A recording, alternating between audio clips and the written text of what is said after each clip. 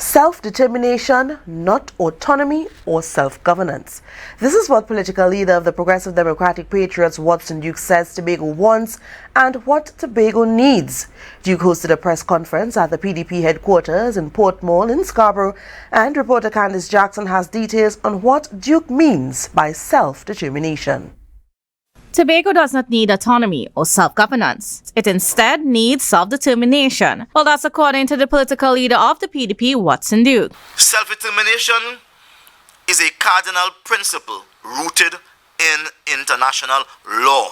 Duke explained it is the process of a people moving away from any type of colonial power and taking its governance into its own hands. Which means they have a right to determine among themselves, for themselves, if they want to be an independent nation.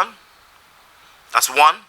If they want to be an integration with another nation as Trinidad and Tobago. He, however, insisted that it is not an attempt to secede from Trinidad. Apart from their political status, they have the right to determine among themselves their economic, social, and cultural development.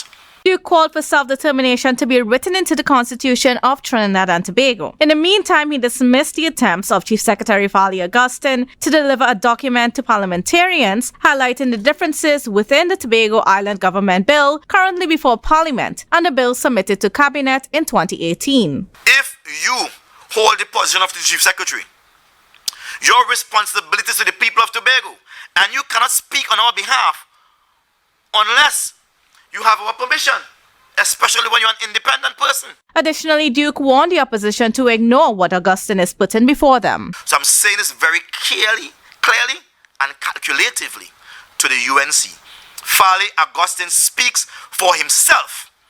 He declares by his own hand that he's an independent, and all of his colleagues, they are independent, which means they look after themselves and themselves alone. It's about Kandace Jackson, Tobago Updates Television News.